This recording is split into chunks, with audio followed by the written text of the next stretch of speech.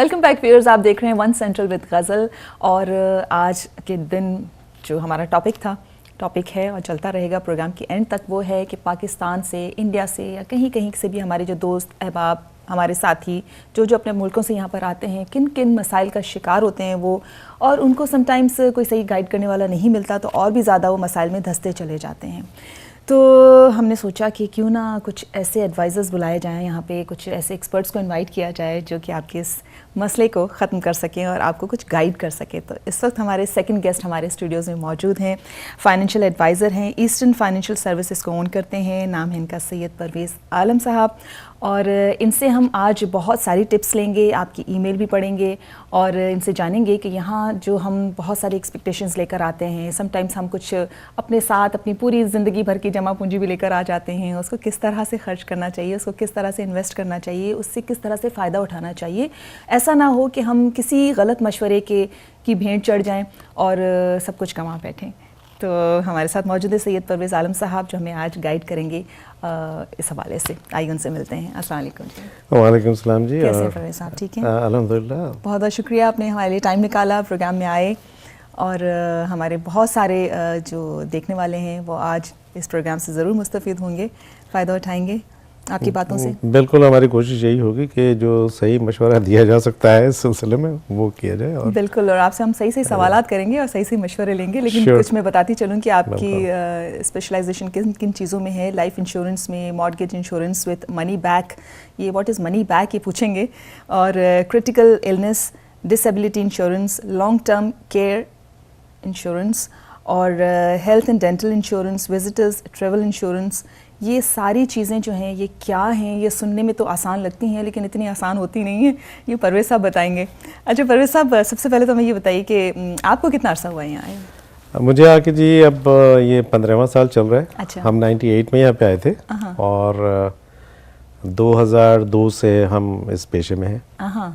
तो पहले 5 साल जो थे वो यकीनन जो सबके साथ होता है वो मेरे साथ भी हुआ।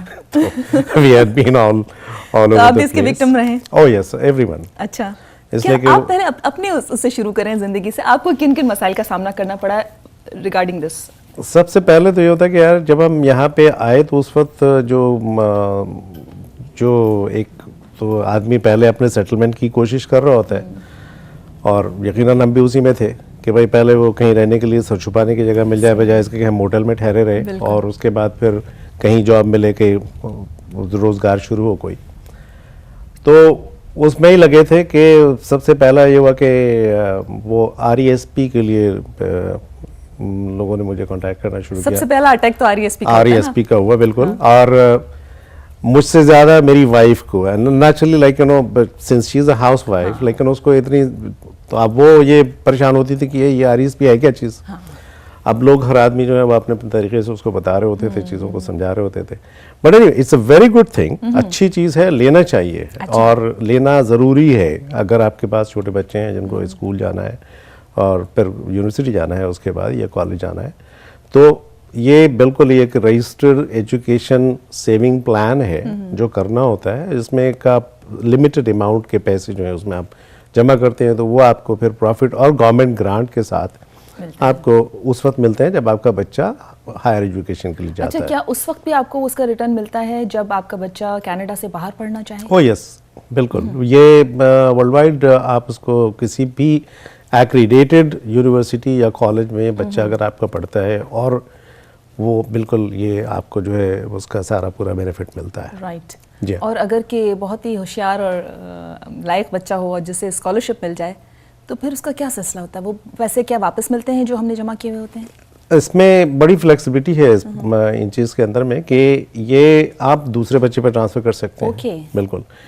आप अगर लेट्स से कि फॉर सम रीज़न, एक तो अभी आपने स्कॉलरशिप की बात की और उसके पास इतने ज़्यादा पैसे हैं कि उसको इन पैसों की ज़रूरत नहीं है, लेकिन अगर उस बच्चे के कोई दूसरे भाई बहन है तो ये उसमें वहाँ पे कन्वर्ट हो सकता है, ट्रांसफ़र हो जाता है।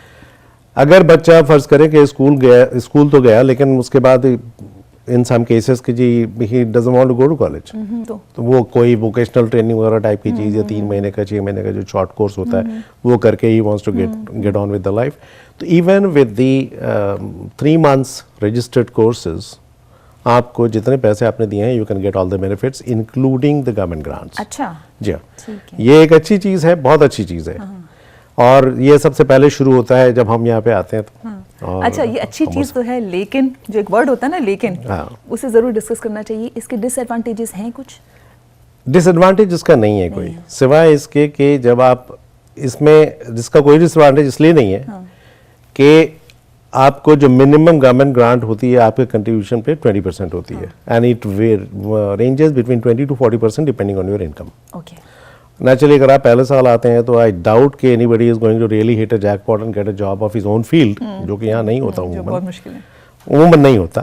तो उसमें जो है वो आप लो इनकम कैटेगरी में होते हैं, तो अब 35,000 40,000 की अगर आपकी टोटल इनकम बनती है तो you still qualify for a grant up to 40%। Okay, plus ये कि उसमें बहुत सारी और भी चीज़ें हैं कि जी आपको बच्चे के लिए लर्निंग बॉन्ड मिल जाता है, Canada learning bond and stuff like that, all those things is given. तो वो आपको शुरू हो जाता है, you cannot withdraw that money till the time your child goes to the college और यूनिवर्सिटी। राइट। तो इस तरह से जो बेनिफिशियल चीज़ इस तरह है कि भाई why to lose that 20%। Even हम तो बेयर मिनिमम की बात कर रहे हैं कि आप कहीं पर भी कुछ भी पैसे अगर आप इन्वेस्ट करते हैं तो you don't get 20% return on that. तो ये 20% आपका गवर्नमेंट की ग्रांट है जो कि गारंटीड है, number one. On top of that जो आपका पैसा जहाँ इन्वेस्ट किया जाता है तो उसमें जो उसके रिटर्न होते हैं जो भी 6%, 7%, 5%, तो वो ऑल्सो उसमें एक्यूमुलेट होता है, ऐड हो जाता है। तो then in turn basically what you are getting at the end of the day at least 25% return तो आपको मिल ही जाता है ना आपके कंट्रीब्यूशन पे। तो वाई टू लूज दैट। तो ये चीज़ जो है इसलिए बहुत ज़्यादा इंपॉर्टेंट है, बहुत ज़रूरी है। और ख़ास करके जो हायर एजुकेशन जिस रफ्तार से महंगी होती जा रही है यहाँ पे, उसमें आपको हाँ, अगर आपको बच्चों को भेजना है, ज़रूरी नहीं कि हर बच्चे को स्कॉलरशिप मिल ही जाए। बिल्कुल, तो उसमें क्या होता है, वो तो रेयरली मिलता है ना। तो उसमें यही होता है कि then this becomes very handy. और अगर नहीं आपने किया या बच्चे बड़ी एज में आए लाइक 12-13 साल के हैं तो उनके पास टाइम कम होता है, इसलिए कि ये होता है 0 to 17 ईयर्स तक के बच्चे के लिए, till the time the kid is in the high school, sooner the better. हाँ, तो आप जितनी जल्दी कर लें उसको अच्छा है। लेकिन ऑफ कोर्स जब आप नए आते हैं तो फिर आपको आपकी जो प्रायोरिटीज़ हैं उन प्रायोरिटीज़ में 2-3 चीज़ें हैं जिसका मैं जिक्र करना चाहूँगा कि पहले तो नेचुरली आपके अपने रहने का इंतजाम करना होता है, सर्वाइवल, बिल्कुल। उसके बाद आपके रोजी रोजगार का बंदोबस्त करना होता है, and then comes these things कि इसको आप जो है शुरू कर दें। आपको इसको शुरू करने के लिए जो एक दूसरी बड़ी अच्छी चीज़ है वो ये है कि जब आप आते हैं यहाँ पे, when you put your documentation to the government, तो आपका जो है वो एक चाइल्ड टैक्स बेनिफिट एक चीज़ होती है जो गवर्नमेंट देती है यहाँ पे बच्चों के एज के हिसाब से और आपकी इनकम के हिसाब से, तो वो आपको आने शुरू हो जाते हैं। तो आप वो पैसे बजाय इसके ग्रोसरी पे खर्च करें और अपने आप उसमें थोड़ा पैसा, if you don't, I mean बहुत सारे नहीं डालते हैं आप, अगर आप सारे के सारे नहीं डालना चाहते तो नहीं माइंड, कुछ हिस्सा बच्चे का है तो बच्चे के लिए छोड़ दें आप उसको, तो आपकी अपनी जेब पे बार नहीं पड़ेगा। एक तो ये चीज़ होती है। दूसरी चीज़ ये होती है कि जब नया आदमी यहाँ पे आता है तो पहले 3 महीने उसके पास जो है ओंटारियो हेल्थ इंश्योरेंस जो है, जिसको ओहिप कहते हैं यहाँ पे, उसकी कवरेज नहीं होती। छोटे बच्चों के साथ उमूमन ही होता है कि नई जगह है, नया मौसम है, नया माहौल है, तो they are very much prone to falling sick and all that in the first year.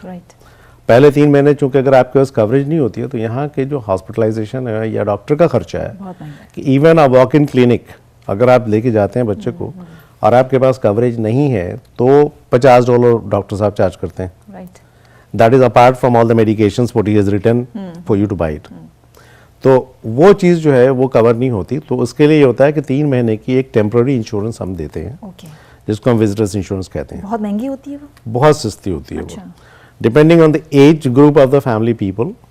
अब अगर कोई 30-35 साल का आदमी है और विथ वाइफ एंड 2 किड्स, तो उसकी जो है वो $10,000 की तक की कवरेज पर person, it can be in about से $100। 3 महीना उसमें कवर हो जाएगा उसका। तो उसमें ये होता है कि कम से कम एक चीज़ जो आपने की है, तो अब कुछ भी होता है खुदा ना खास्ता तो things are all covered and you are not going to be hit very badly with the treatment expenses. सही। और मेरा ख्याल है कि इंश्योरेंस लेने से शायद आपकी बीमार होने की पॉसिबिलिटी भी कम हो जाए, क्योंकि पीस ऑफ माइंड होता है। तो नहीं, बीमार होते हैं नहीं वो ऐसा नहीं होता, उसमें होता यह है कि यहाँ पे तो अच्छी बात है ना। नहीं